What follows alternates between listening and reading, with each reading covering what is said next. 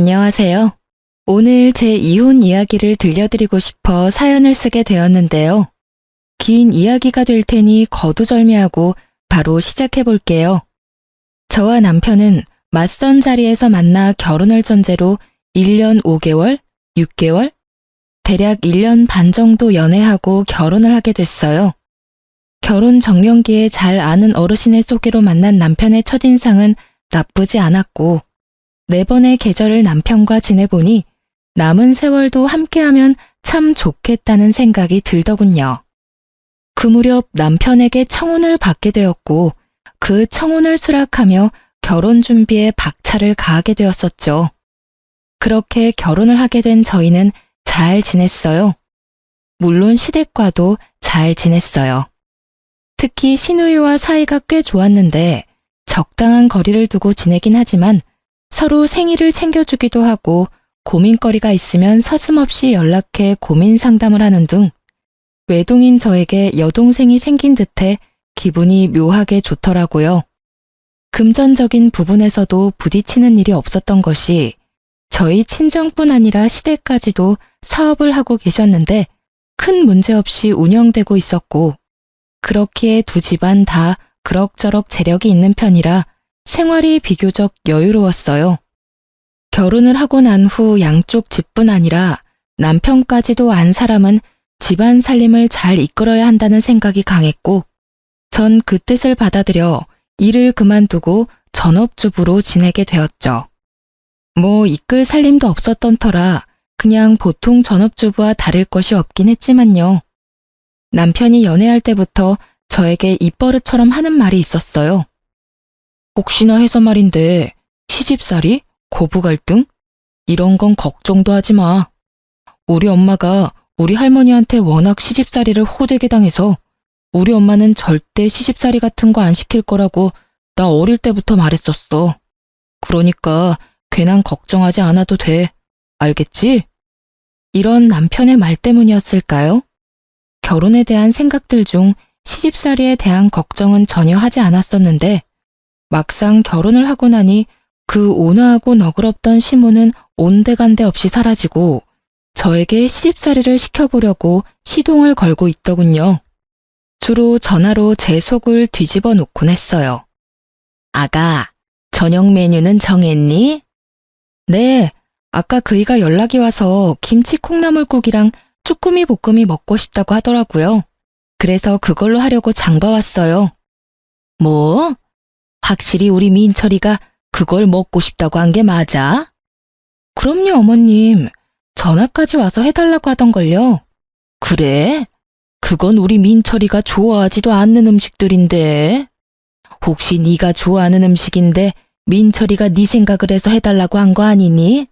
그러지 말고 민철이 좋아하는 음식이랑 레시피 문자로 보낼 테니 그걸로 해서 먹이거라. 꼭 그걸로 해서 먹여. 알겠니? 전 2가지 메뉴 다 좋아하지도 않는데 시모 혼자 소설을 쓰더니 저녁 메뉴까지 정해주더군요. 전 알겠다고 말만 하고 남편이 먹고 싶다던 메뉴들로 저녁을 차렸고 남편은 엄지척까지 해보며 아주 만족스러운 식사를 마칠 수 있었죠. 그 뒤로도 이따금씩 저녁 메뉴에 대한 간섭은 이어졌고 전 기계적인 대답만 할 뿐 제가 정해놓은 대로 하곤 했습니다. 거기까진 참을만 했는데 메뉴 간섭은 시작일 뿐이었어요.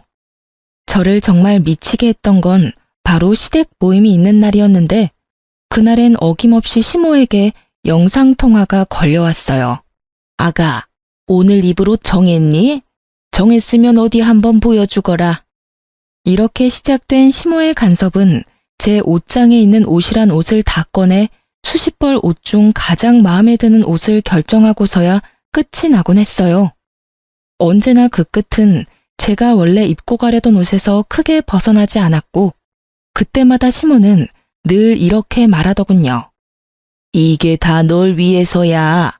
가족 모임날 다른 어른들도 많이 오시는데 괜히 차림 때문에 트집 잡히면 너만 기분 상할 거 아니니? 그러니 나쁘게 생각하지 말고 좋게 생각해 주려무나. 어떻게 생각해야 이 선 넘는 간섭과 시집살이가 좋게 생각될 수 있는지 저는 도무지 알 수 없었지만 일단 알겠다고 하며 이건 아니라는 생각이 강하게 들 쯤이었어요. 시모의 생일날이 되었고 이번 생일은 시댁에서 하게 되었다며 연락이 왔더군요. 언니, 이번 생신은 그냥 집에서 하기로 했어요. 다 같이 모여서 그냥 밥이나 먹기로 했으니까 언니는 그렇게 알고 오빠랑 저녁 시간 맞춰서 오면 돼요. 네? 일찍 가서 저녁 준비해야죠. 아니에요. 이번 생신상은 제가 처음부터 끝까지 혼자 다 준비할 거예요. 그러니까 그런 줄 알고 시간 딱 맞춰서 와서 밥만 먹고 가요. 혹시나 일찍 오면 문도 안 열어줄 거니까 행여나 혹시나 일찍 올 생각은 하지도 마세요. 사실 시댁에서 한다길래 걱정이긴 했는데 시누이가 저렇게 나서주니 참 고맙더라고요. 하지만 막상 저녁 시간이 다가올수록 마음이 불안한 것이 점점 불편해졌고 걱정스러운 마음에 시누이가 말한 시간보다 조금 일찍 혼자 시댁으로 향하게 되었어요. 시댁에 들어서니 시누이는 이럴 줄 알고 자신이 더 빨리 음식 준비를 시작했다고 하며 도울 것이 없으니 쉬라고 하더라고요. 주방을 살펴보니 시누이 말대로 음식은 마무리 단계였고 뒷정리라도 도울까 하는 마음에 팔을 걷어붙이고 나섰지만 그마저도 시누이가 득달같이 막는 바람에 할 수가 없었어요. 에이, 언니. 다 된 밥상에 숟가락 얹을 생각하지 말고 얼른 소파에 가서 쉬어요. 이거 전부 내 손으로 차렸다고 자랑하려고 하는데 이제 와서 언니가 도우면 혼자 한 게 아닌 게 되잖아요. 뒷정리만 할게요, 아가씨. 딱 뒷정리까지만요. 뒷정리든 앞정리든 혼자 다 할 거니까 나중에 상 차릴 때나 도와주세요. 이렇게 말한 아가씨는 저를 끌어다 소파에 강제적으로 앉혀버렸고 그렇게 전 감사하지만 마음은 불편한 휴식을 취하게 되었죠. 그렇게 몸은 소파에 귀는 주방에 둔 채 휴식 아닌 휴식을 취하고 있는데 외출해서 돌아온 시모가 집안 상황을 살피더니 저를 나무라기 시작하더군요. 아가, 아무리 요즘 시댁이 예전과는 다르다고 해도 이건 아니지. 어떻게 시누이는 주방에서 죽어라 일하고 며느리는 소파에서 편히 쉴 수가 있니? 이렇게 말하며 저를 혼내는데 이해가 되면서도 이렇게까지 화낼 일인가 싶은 오묘한 감정이 들어 말이 나오지 않더라고요. 또 제 입장에선 무어라 말을 꺼내는 것도 참 애매하기도 했고요. 그런 제 마음을 알았는지 시모의 소리를 들은 시누이가 손에 묻은 물도 제대로 닦지 않은 채 뛰어나오더라고요. 엄마 그만! 언니 혼내지 마. 언니는 같이 할 거라고 일찍 왔는데 내가 혼자 한다고 우겨서 언니도 벌 서고 있는 중이었어. 그러니까 언니한테 뭐라고 할 것도 없어. 시누이는 있는 사실 그대로 말하며 제 편을 들어주었고 그쯤 했으면 시모도 이해하겠지 싶었는데 시모 생각은 그렇지 않은 것 같더라고요. 아니 아무리 그렇다고 한들 너 혼자 소파에 앉아서 편히 쉬는 게 말이나 되니? 난 정말 이해가 안 된다. 시모는 점점 열을 올려갔고 그런 시모의 태도가 시누이 역시 이해가 되지 않는지 시누이가 시모의 말을 받아치더라고요. 아니, 난 엄마가 이해가 안 되는데? 뭐라고? 내가 뭘 어쨌다고 이해가 안 된다는 거니? 그렇잖아. 엄마 생신상 딸이 챙기는 게 당연한 거지. 며느리가 차리는 게 당연한 거야? 엄마, 엄연히 며느리는 피 한 방울 안 섞인 남이고 난 엄마 배 아파서 낳은 엄마 자식이야. 그런 자식이 엄마 생일 때 낳아주셔서 감사합니다 하는 마음으로 엄마 생신상 혼자 정성껏 차려주겠다는데 이게 이렇게까지 화낼 일이야? 가끔 시누이와 연락을 주고받으며 참 똑부러지는 사람이다 싶었는데 이날 보니 말도 참 똑부러지게 잘하더라고요. 시모는 시누이의 말에 할 말이 없었는지 말 한마디 하지 않은 저를 노려보고선 방으로 들어가 버리더군요. 전 딱히 잘못한 것도 없이 아주 불편한 마음이 들었고 이내 상을 차리기 시작했습니다. 시누이는 그 당시 결혼을 앞두고 있어 다이어트를 한다며 저녁을 먹지 않고 있었는데 그날 식사 자리에서도 저녁은 먹지 않을 거라며 자기 밥은 담지 않더라고요. 전 밥을 제외한 음식들을 그릇에 담아 식탁으로 옮겼고 시모는 완성된 음식들의 간을 봐주고 있었어요. 그렇게 상이 완성되고 남편의 옆자리에 앉았는데 제 자리엔 딱 보아도 새밥이 아닌 식은 밥이 떡하니 있더라고요. 그때 기분 참 더럽더라고요. 황당하기도 했고요. 이 무슨 짓거리인지 말도 나오지 않았어요.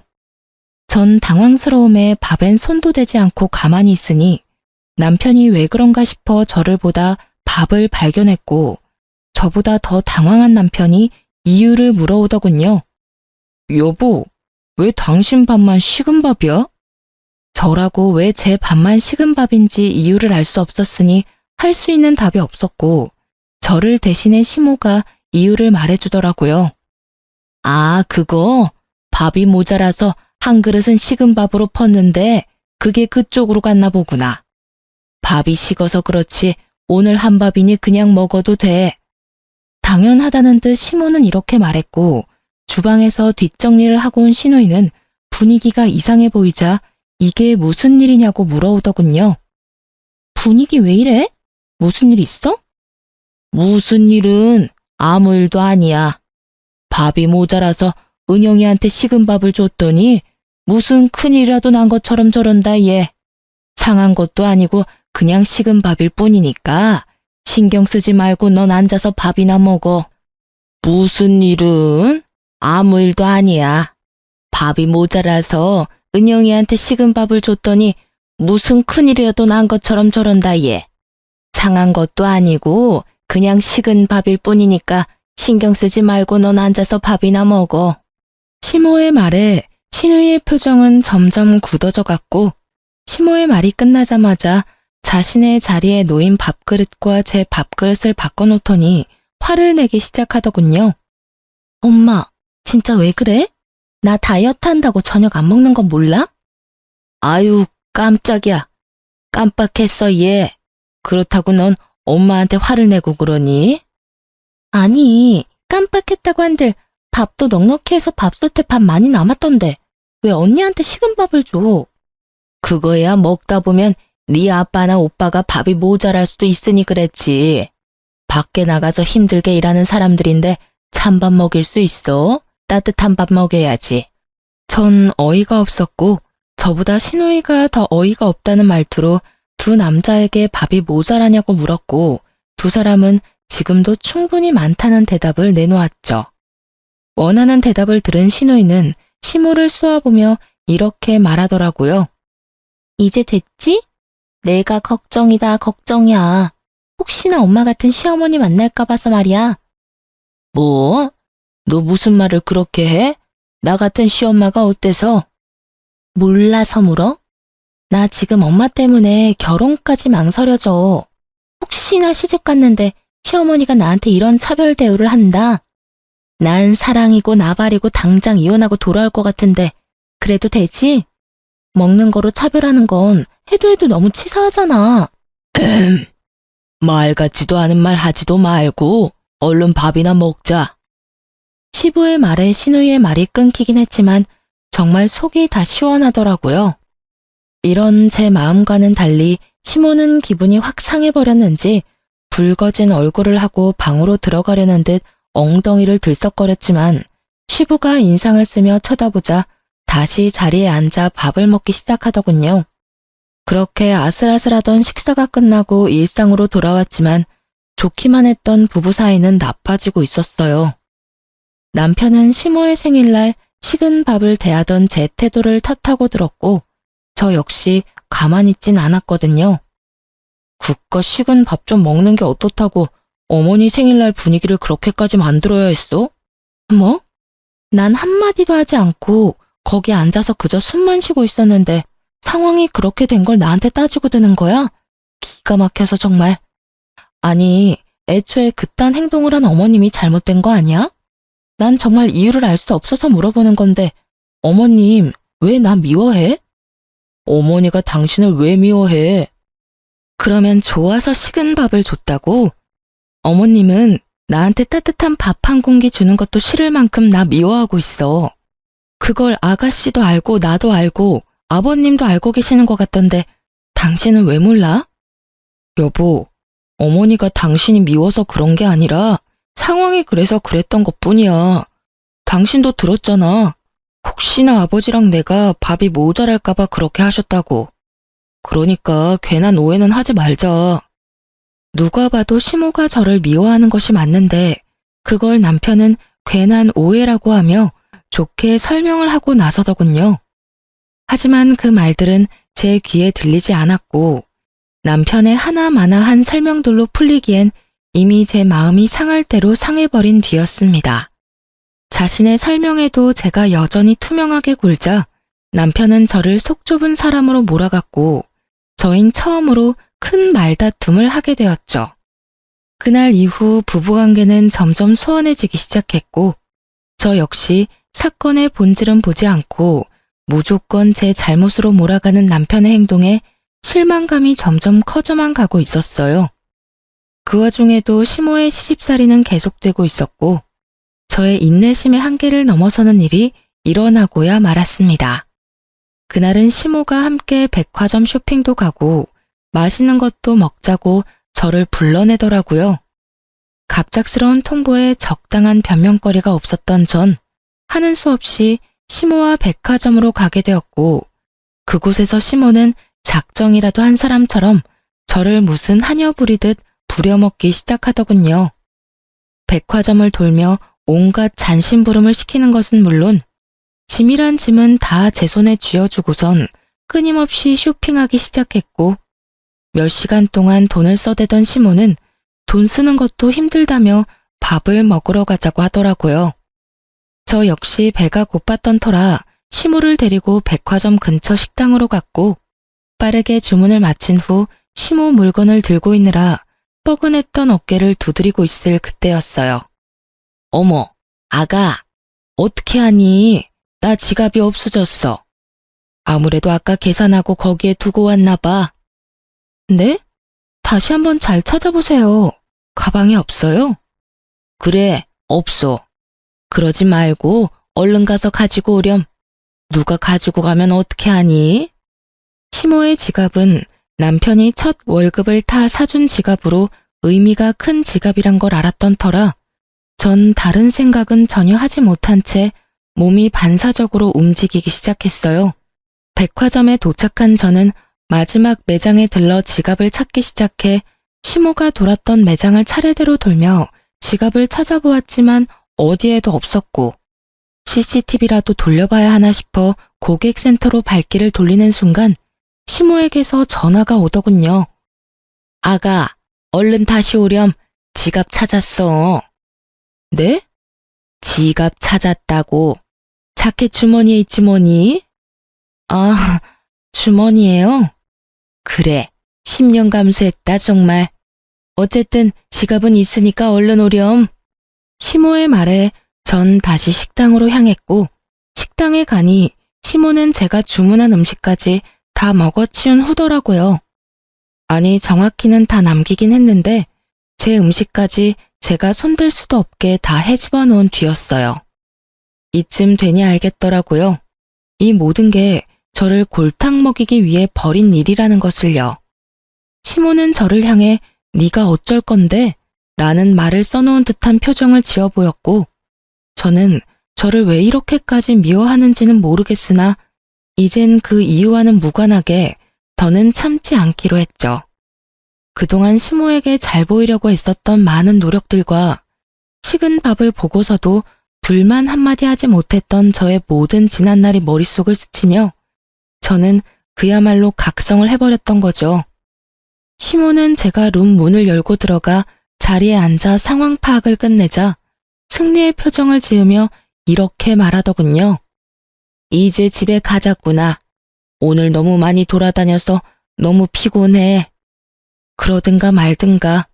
전 시모의 말을 다 무시한 채 배를 눌러 주문을 다시 했고 그런 저의 태도에 시모는 언성을 높이기 시작하더라고요. 너 지금 이게 무슨 짓이니? 내가 집으로 가자고 하는 말 못 들었어? 보면 모르세요? 밥 시키잖아요. 참나, 어른이 식사를 다 하고 일어나면 당연히 너도 따라 일어나는 게 예의야. 넌 이런 기본적인 것도 못 배웠니? 제가요, 하루 종일 어머님 수발 들며 쫓아다니느라 쫄쫄 굶었더니 배가 너무 고파서 눈에 뵈는 게 없어요.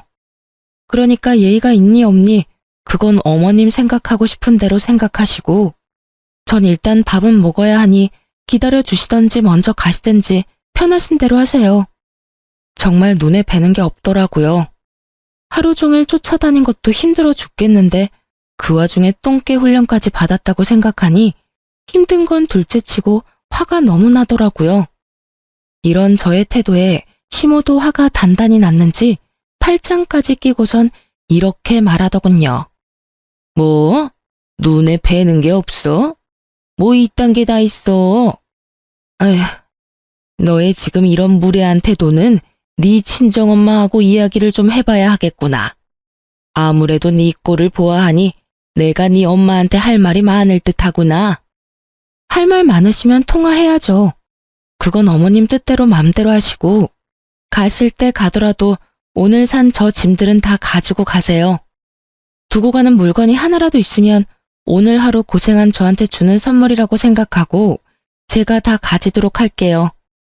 그날 시모는 제가 모시고 왔기 때문에 차를 가지고 오지 않았고 혼자 지고 이고 택시를 타기엔 짐이 많았던 터라 시모는 설마 하는 마음으로 단 하나도 챙기지 않고 그냥 가버리더라고요. 시모에게 한 말이 모두 진심이었던 저는 밥을 맛있게 먹고 난 후 택도 떼지 않은 새 상품을 모두 중고로 팔아버렸고 그 돈을 아주 기쁜 마음으로 평소 기부하던 단체에 모두 기부해버렸습니다. 우려, 걱정, 이런 감정은 전혀 들지 않더군요. 이미 저의 인내심은 한계선을 넘어버렸고 더는 어른 대접을 해줄 필요도 없다는 것이 제 생각이었으니까요. 그날 밤 소파에 앉아 콧노래를 부르며 TV를 보고 있는데 퇴근을 하고 돌아온 남편이 시모에게 오늘 있었던 일을 전해 들은 것인지 저에게 노발대발 화를 내기 시작하더군요. 당신 정말 왜 그러는 거야? 도대체 어머니랑 왜 그렇게 자꾸 부딪히는 거냐고. 와, 또 내 탓을 하는 거야? 확실하게 집어줄 테니 잘 들어. 하루 종일 종 부리듯 끌고 다닌 것도 당신 엄마고 잃어버린 적도 없는 지갑 핑계로 똥개 훈련 시킨 사람도 당신 엄마야. 그 와중에 밥도 먹이기 싫었는지 남의 음식까지 다 헤집어 놓으며 혼자 식사까지 마친 사람 역시 당신 엄마지. 이게 무슨 말인지 알아? 먼저 수준 낮게 행동한 사람은 어머님이란 이 말이야. 그러니까 따지려거든 나한테 따지지 말고 당신 엄마한테 가서 따지고 나 대신 이런 식으로 다시는 행동하지 말라고 말도 좀 전해줘. 제 말에 남편은 할 말이 없는지 긴 한숨을 쉬며 저를 설득해 보려고 하더라고요. 여보, 그냥 당신이 좀 져주면 안 돼? 그냥 불쌍한 사람이다 생각하고 당신이 좀 더 잘 보이려고 노력해주면 어머니도 당신한테 잘 대해주실 거야. 응? 불쌍한 사람? 당신 눈엔 어머님이 불쌍해 보여? 난 전혀 그렇게 보이지 않아서 말이야. 난 내가 더 불쌍해. 이유 없이 미움받는 내가 더 불쌍하다고. 난 당신 뜻대로 그런 노력할 생각은 추호도 없으니까 나한테 괜한 기대도 하지 마. 제 말을 듣고 있던 남편은 또다시 큰 한숨을 쉬더니 부랴부랴 짐을 챙기기 시작하더군요. 그러면서 하는 말이 한동안 저와 함께 있고 싶지 않다고 하며 시댁으로 가서 지낸다고 했고 전 그런 남편을 말리지 않았어요. 뒤도 돌아보지 않고 집을 나서는 남편을 보는데 참 시모보다 남편이 더 밉더라고요. 어쩌면 저렇게 시모 편만 들 수가 있는 것인지. 괜찮냐? 오늘 많이 힘들진 않았느냐?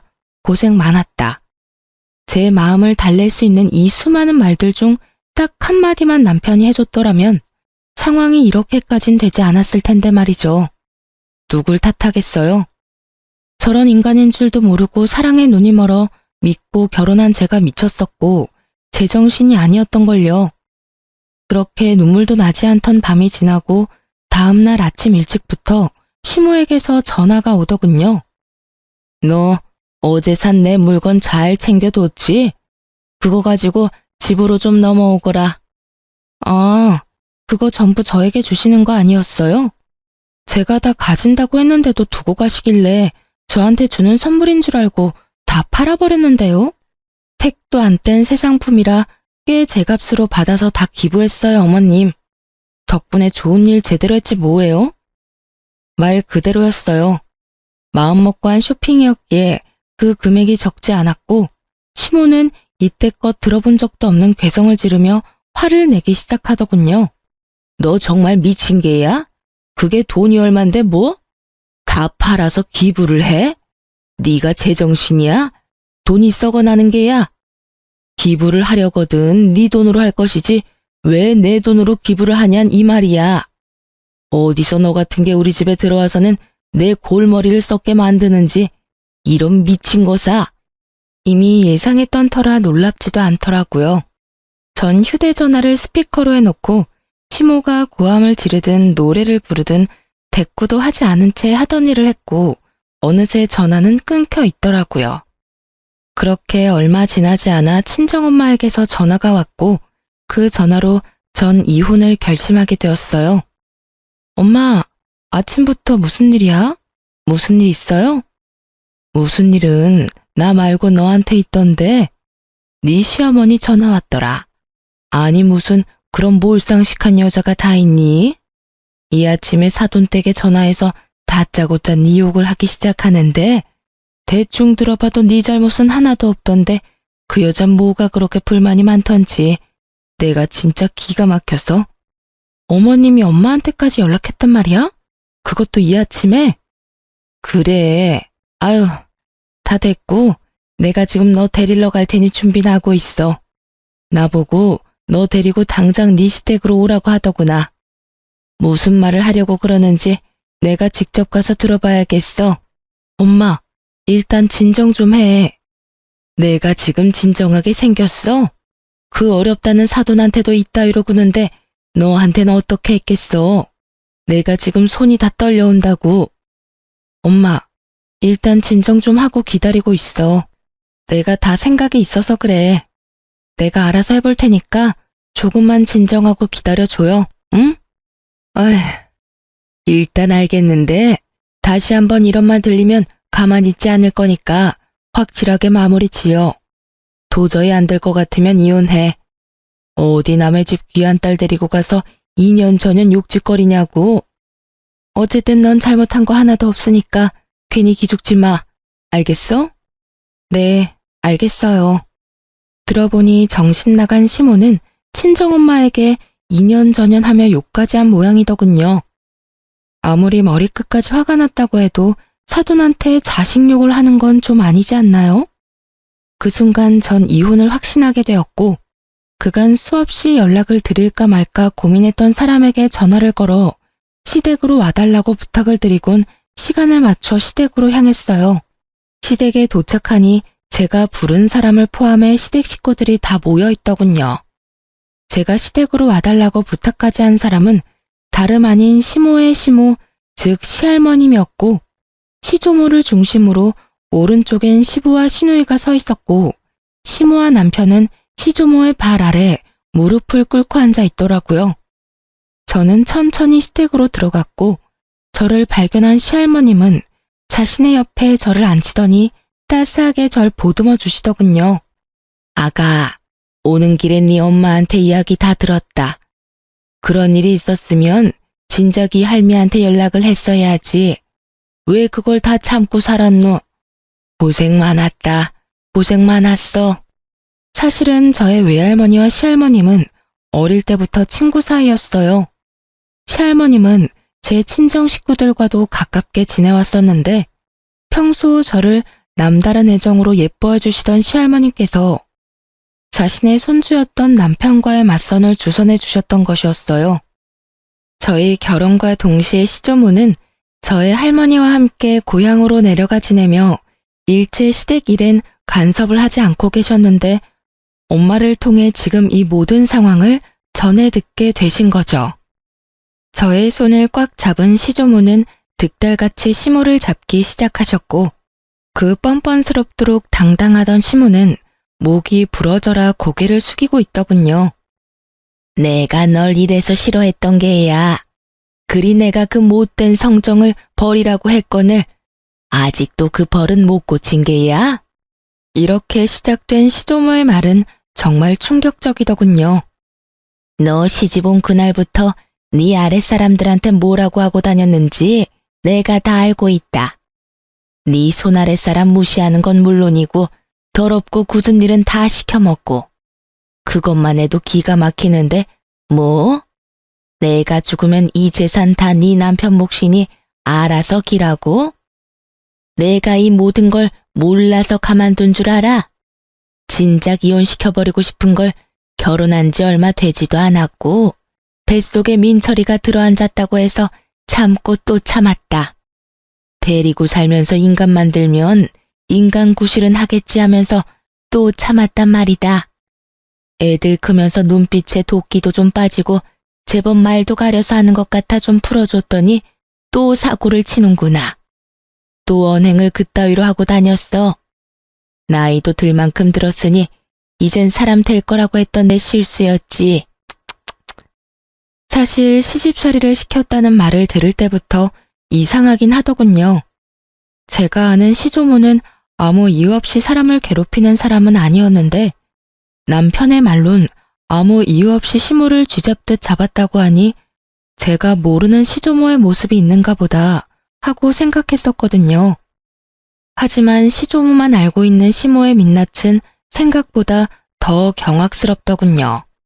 시조모의 입에서 자신의 과거가 흘러나오자 시모는 악을 쓰며 역정을 내기 시작했고 그 입에서 나오는 한마디 한마디가 저에겐 참 어이없는 말들이었습니다.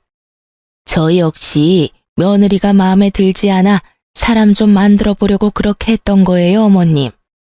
어머님은 저한테 그렇게 하셔놓고 저는 왜 며느리 길들이면 안 되는 건가요? 이 얼마나 기가 막히고 코가 막히는 말인가요? 시댁으로 오는 내내 될 수 있으면 말을 아끼자 하고 생각했는데 이렇게 상황이 흘러가니 그냥 참고 있을 수가 없더라고요. 어머님, 전 아무리 생각해도 어머님께 큰 잘못한 것이 없는데 저의 어떤 점이 그리도 미우셨어요? 제가 뭘 그렇게 잘못했길래 절 길들이려고까지 했는지 정말 궁금하네요. 저요, 어머님이 저한테 적대적으로 대하기 전엔 전화도 자주 드리고 살갑게 굴며 어머님의 말도 안 되는 트집에도 다 맞춰드리려고 노력했었어요. 그런데 그런 제 노력에도 어머님은 그저 저를 미워만 하셨었잖아요. 제 말에 어머님은 아무런 말도 하지 못하고 있더군요. 당연한 일이었어요. 백화점 사건이 있기 전까지 전 시모에게 잘하려고 했었고 시모의 말도 안 되는 시집살이에도 이렇다 할 말대답 한 번 한 적이 없었으니까요. 아무리 머리를 짜내어 봐도 할 말이 없던 시모는 입을 꾹 다문 채 저를 노려보더군요. 그런 시모의 행동에 서름이 터져버린 저는 그간 시모의 행동을 하나하나 다 읊어주었죠. 제 말이 길어질수록 시조모와 시부의 얼굴은 점점 굳어져만 갔고 제 말이 끝나자 시조모는 믿을 수 없다는 듯 화를 내시더라고요. 이 말이 다 사실인 거야? 어디서 가짠지도 않게 그딴 짓거리를 한 게야? 네가 사람이야? 어떻게 사람이 어른이 그런 짓을 할 수가 있는 게야? 나도 그리 미운 너한텐 그런 짓은 하지 않았어. 식은 밥을 줘? 하녀 부리듯 부려? 어디서 배운 짓거리야 그게? 이게 다 어머님 때문이에요. 저요, 시집와서 단 하루도 마음 편한 날이 없었어요. 이제 좀 편해지나 싶었는데 어머님이 저 애를 이 집에 들이셨잖아요. 제 입장에선 저 애가 눈엣 가시 같았고 그래서 괴롭혔는데 그게 잘못인가요? 네가 마음 편히 지내지 못하게 된 건 다 그 누구의 탓도 아닌 네 탓이다. 멀쩡히 살아있는 시어미를 하루빨리 죽으라고 누가 너한테 기도하라고 시켰니? 그리고 너보다 아랫사람들을 그리 심하게 괴롭히라고 누가 너한테 시켰니? 다 네 심보가 네 팔자를 꼰 것인데 누구 탓을 하는 게야? 그건 실수였어요. 그땐 저도 어렸고 뭘 몰라서 그런 언행을 했던 거라고요. 그냥 실수라고 생각하고 용서해 줄 수도 있는 거잖아요. 언제적 실수를 이날 이때껏 마음에 품고 저를 괴롭히시냐고요. 이렇게 말한 시모는 눈물을 쏟아냈고 저는 그런 시모가 어이가 없더라고요. 그리 잘하는 사람이 아무 잘못도 없는 저를 그리 미워했다고 생각하니 화가 나기도 했고요. 그럼 어머님은 그런 이유로 절 괴롭히신 거예요? 제가 할머님과 오래 알고 지낸 사이란 이유 때문에요? 그게 더 말이 안 된다고 생각하진 않으세요? 아니, 그리고 그게 이유가 된다고 한들 어머니 말대로 그게 언제적 이야기인데 저를 괴롭히세요. 왜 친정엄마한테까지 전화해서 2년 전년 제 욕까지 하셨냐고요? 저의 분노는 극에 달해버렸고 시모 역시 악에 바친 듯 저에 대한 불만들을 쏟아내더군요. 난 네가 이래서 싫었다. 네 행동, 생김새, 말투 모든 게 다 싫었다고. 특히 네 그 건방짐이 제일 싫었다. 날 깔보는 듯한 그 눈빛에서 나오는 그 건방짐이 미친 듯이 싫었다고. 정말 미쳐버린 것이 아닌가 하는 생각이 다 들더라고요. 전 정말 맹세코 일이 일어나기 전까진 시모에게 살갑게 대했기에 저 정도 자격지심이면 병이라는 생각마저 들기도 했습니다. 제가 싫다며 소리를 질러버린 시모는 급기야 남편을 보며 이렇게 말하더군요. 이왕 일도 이렇게 됐고 민철이 너 당장 이혼해. 더는 이딴 년이 너하고 사는 꼴은 보기도 싫다. 시모는 결국 이혼이란 말을 입에 올렸고 남편은 되묻기만 할 뿐 아무 말도 하지 않더라고요. 당신 무슨 말이라도 해봐. 당신은 어머님이 이혼하라고 하면 나랑 이혼까지 할 생각이야? 당신은 생각이 없어? 전 남편에게 따져 물었고 그런 제 행동이 또 마음에 들지 않았던 시모는 저에게 무시무시한 태세로 달려들더군요. 이년이 어디서 내 아들한테 그딴 식으로 말을 해. 내가 이년을 그냥. 이러면서 달려드는데 저도 모르게 시모를 밀쳐버렸고 바닥에 고꾸라진 시모를 본 남편이 미쳐 날뛰기 시작하더라고요. 너 진짜 미쳤어. 어디서 시어머니를 밀치는 거야? 당장 이혼해. 나도 너 같은 년이랑 한시도 못 살겠으니까 이혼하자고. 그래, 이혼하자. 그까짓 이혼 해줄게. 변명할 생각도 남편에 대한 미련도 조금의 마음도 남아있지 않더라고요. 전 모든 걸 체념한 채 이혼을 하겠다고 했고 제 말이 끝나자마자 시조모 역시 시부를 보며 이렇게 말씀하시더군요. 아비야, 너도 이혼하거라. 더는 저런 물건이랑 너랑 사는 꼴은 보고 싶지 않구나. 어머니, 그게 무슨 말씀이세요? 이혼이라니요? 이제 와서 이혼이라니 그게 말이 된다고 생각하세요? 그 모진 시집살이 다 견디고 인제야 좀 살만해졌는데 이혼이라니. 전 절대로 이혼 못합니다.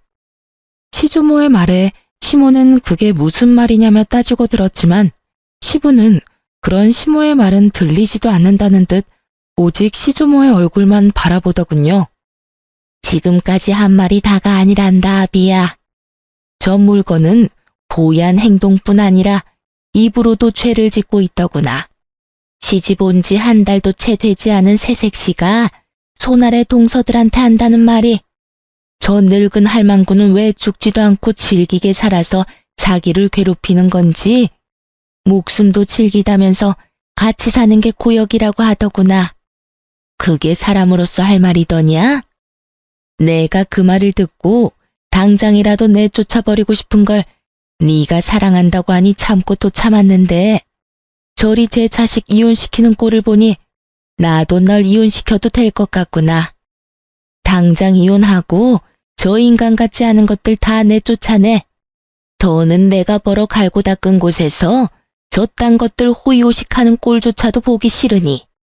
이미 시모의 민낯을 알아버린 시부는 오만 정이 떨어지신 듯 그 자리에서 고민도 없이 알겠다고 했고 시모와 남편은 그제야 다시 무릎을 꿇고 빌기 시작하더군요. 이렇게 쫓겨날 순 없어요, 어머님. 제가 더 잘할게요. 제가 더 노력할게요.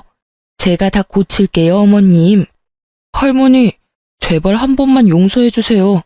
저요, 이 사람이랑 이혼도 안 하고 이 사람 하늘처럼 떠받들고 살게요.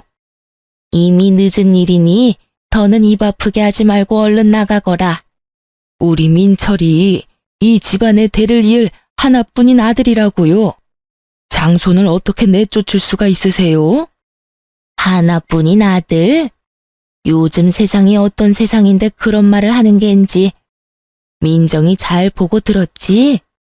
앞으로 할미가 물려주는 재산 어떻게 꾸려나갈 건지 생각해서 이 할미한테 알려주거라. 혹여나 네 어미나 오빠한테 한 푼이라도 흘러가는 순간 너도 쫓겨날 테니 그리하라. 시주모의 통보와 함께 모든 일은 빠르게 진행되었어요. 두 사람은 그 자리에서 맨몸으로 쫓겨나 버렸고 남편은 시부의 회사에서 마저 쫓겨나 실업자 신세가 되었죠.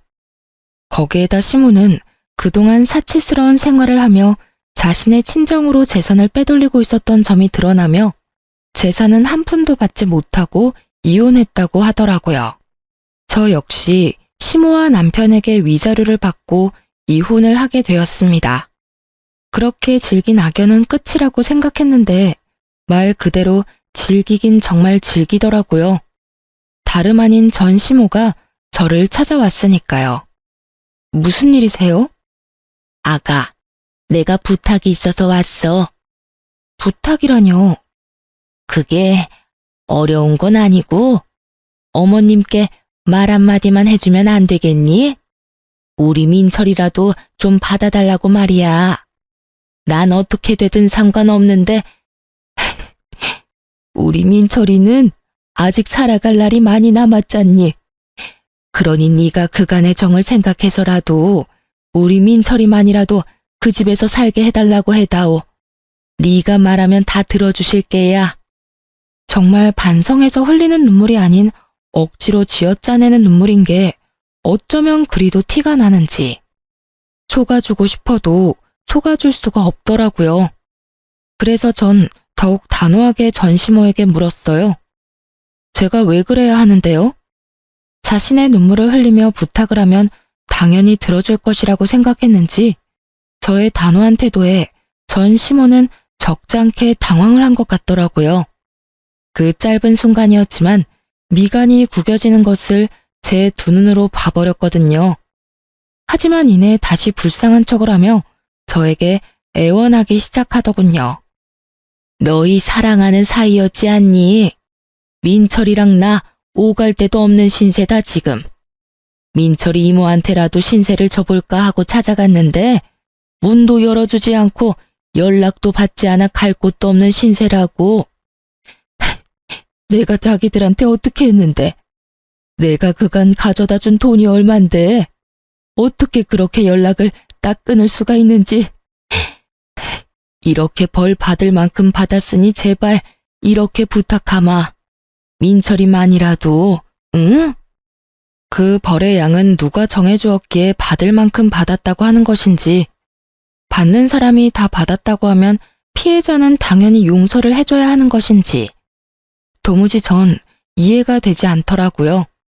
전 시모는 물론이고 전 남편조차 용서하지 않았고 그랬기에 시모의 그 말도 안 되는 부탁은 들어줄 생각조차 없었죠. 저 이제 그 집이랑은 상관없는 사람인 거 잊으셨어요? 직접 그렇게 만드셨잖아요. 어쨌든 전 이제 그럴 능력도 없고 그럴 마음도 없으니 그런 부탁하지 마세요. 제 말에 이때껏 거짓 눈물로 애원하던 시모는 말이 끝나자마자 제 머리채를 잡고 흔들기 시작하더군요. 워낙 가까운 거리기도 했고 갑작스럽게 일어난 일이라 미처 피할 틈도 없이 머리채가 잡혀버렸고 무슨 힘이 그렇게도 대단한지 아무리 발버둥 쳐보아도 있는 힘껏 잡아준 시모의 소나기에서 벗어나지 못하겠더라고요. 이거 나요.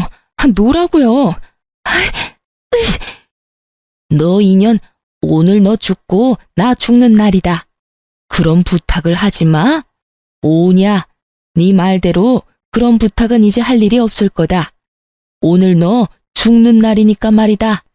저는 고함 소리와 함께 전 시모 역시 고함을 질러댔고 무슨 일인가 싶어 나온 옆집 분이 경찰에 신고를 해주신 덕에 시모의 손에서 벗어날 수 있었습니다. 그렇게 전 시모는 경찰서로 끌려갔고 다신 저를 찾아오지도 찾지도 않겠다는 각서를 받고 합의를 해주었어요. 그 후 소식을 전해들은 시누이에게서 연락이 왔더라고요. 언니, 이야기 들었어요. 괜찮아요?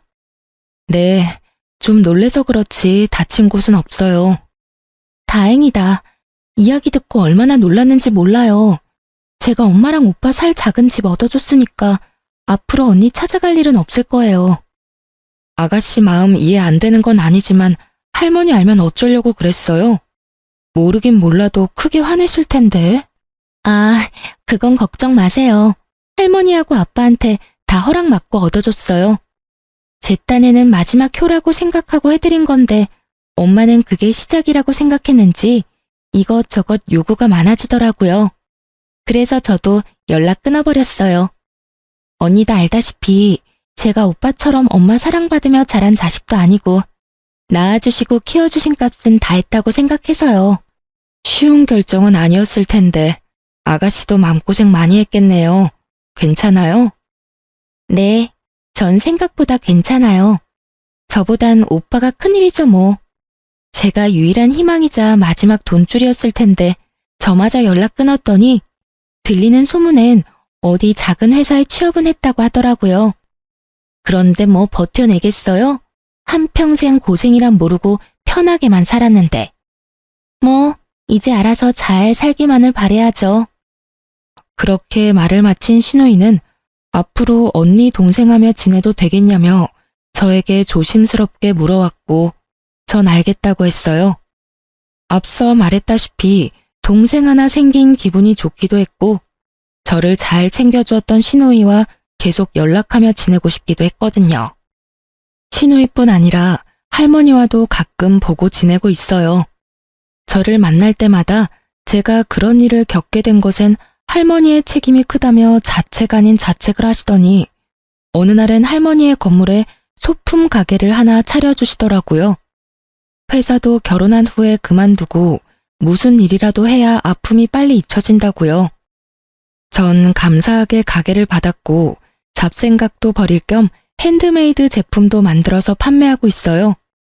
가끔 너무 쉽게 이혼을 한 것인가 싶은 순간도 있긴 하지만 더는 전 남편을 사랑하지 않았고 참고 더 살았다간 어떤 꼴을 보고 당하게 될지 모르는 일이니 후회는 하지 않으려고 해요. 요즘 전 옆 커피가게 사장님과 자주 왕래하며 지내고 있어요. 네, 여러분이 생각하시는 그런 관계로 지내는 거 맞습니다. 아침 저녁으로 커피를 사 먹으러 가다 보니 자연스럽게 가까워졌고 어느 날부턴 제가 제일 좋아하는 커피를 가지고 사장님이 직접 찾아오기 시작해서 시간을 자주 보내게 되었죠. 그 이후 사장님과 가끔 밖에서 밥을 먹기도 하고 술도 먹으며 서로 알아보는 단계를 거치고 있어요. 지금까지 지켜본 바론 성실하고 다정한 사람인 것 같아 좀 더 지켜보려고 합니다. 이혼을 할 당시엔 다신 남자는 없다고 생각하고 다짐했었는데 사람 일이란 게 정말 모르는 건가 봅니다. 이렇게 또 남자를 보며 좋은 사람이라고 느끼는 걸 보면 말이죠. 어쨌든 전 용기를 가지고 새롭게 시작해보려고 합니다. 그게 일이 되었든 사랑이 되었든 간에요. 이로써 저의 긴 사연도 끝이 났네요. 제 이야기를 끝까지 들어주셔서 감사합니다.